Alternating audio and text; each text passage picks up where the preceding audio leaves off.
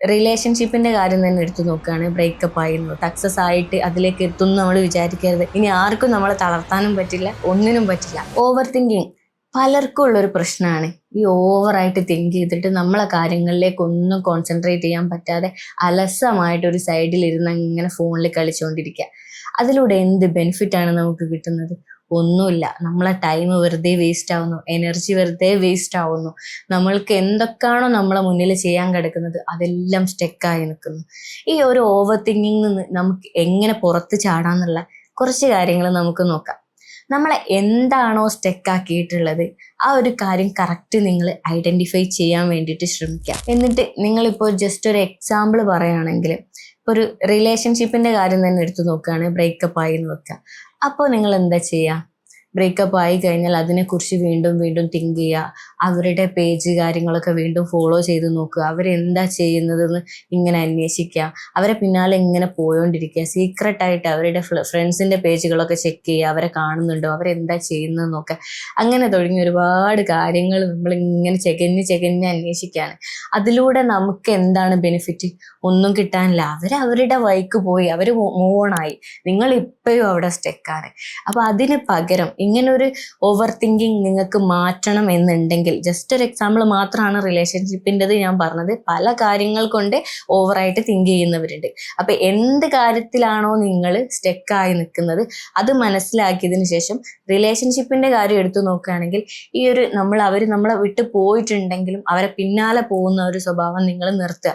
അതായത് അവരുടെ page follow ചെയ്തിട്ടുണ്ടെങ്കിൽ അവരുടെ ഓർമ്മകൾ നിങ്ങളെ മൈൻഡിലേക്ക് വീണ്ടും വീണ്ടും കയറി വരിക ചെയ്യുക. നിങ്ങൾ എത്രത്തോളം ഇതിനെ അവോയ്ഡ് ചെയ്യുന്നു അത് പിന്നെ സ്റ്റോറി ആയിട്ടും അവരുടെ ഫ്രണ്ട്സിന്റെ സ്റ്റോറിയിലൂടെ ഒക്കെ അവരെ നിങ്ങൾ കാണാൻ പോകും.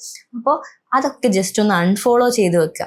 നിങ്ങൾ എങ്ങനെയാണോ സ്റ്റെക്ക് ആവുന്നത് ആ പേജസ് എല്ലാം നിങ്ങൾ അൺഫോളോ ചെയ്യുക. മറ്റെന്തെങ്കിലും കാര്യമാണെങ്കിൽ നിങ്ങൾ കൂടുതലായിട്ട് വെറുതെ വേസ്റ്റ് ആക്കുന്ന ടൈം എന്തിനു വേണ്ടിയിട്ടാണെന്ന് നോക്കിയിട്ട് ആ പേജസും നിങ്ങൾ അൺഫോളോ ചെയ്യാൻ വേണ്ടിയിട്ട് ശ്രമിക്കുക. ശേഷം നിങ്ങൾ ചെയ്യേണ്ട ഒരു കാര്യം, നമുക്കൊരു ലക്ഷ്യം ഉണ്ടാവുമല്ലോ.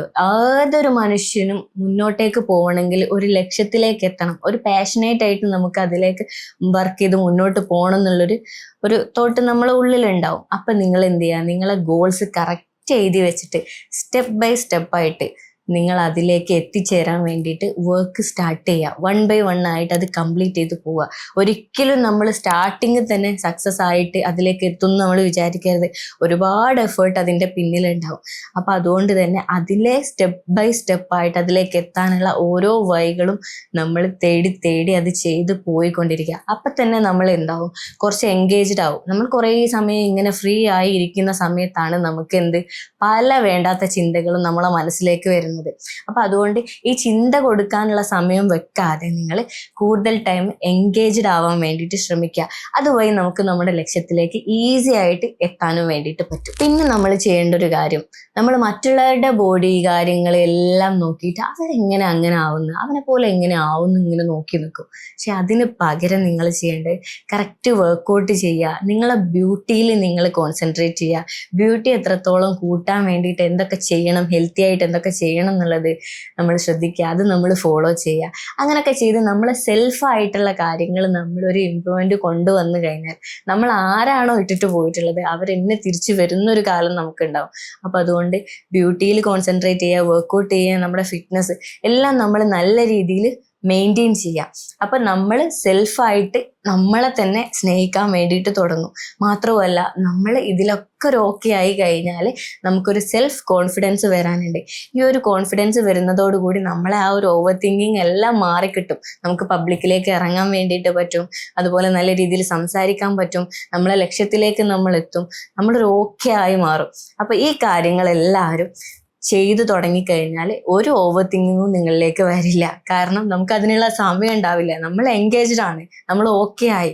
ഇനി ആർക്കും നമ്മളെ തളർത്താനും പറ്റില്ല, ഒന്നിനും പറ്റില്ല. നമ്മളെ ലക്ഷ്യത്തിലേക്ക് എത്തുന്നു, സക്സസ് ആവുന്നു. ഇതാണ് ഇതിൻ്റെ അവസാനം ഉണ്ടാവുക. അപ്പോൾ ഓവർ തിങ്കിങ്ങിൽ ഇരുന്ന് വെറുതെ ടൈം വേസ്റ്റ് ചെയ്യാതെ നിങ്ങളൊന്ന് മൂവ് ഓൺ ചെയ്യാൻ ശ്രമിക്കൂ. അപ്പോൾ കൂടുതൽ വീഡിയോസിനായി എൻ്റെ യൂട്യൂബ് ചാനൽ ഇപ്പം തന്നെ സബ്സ്ക്രൈബ് ചെയ്യുക. Thank you.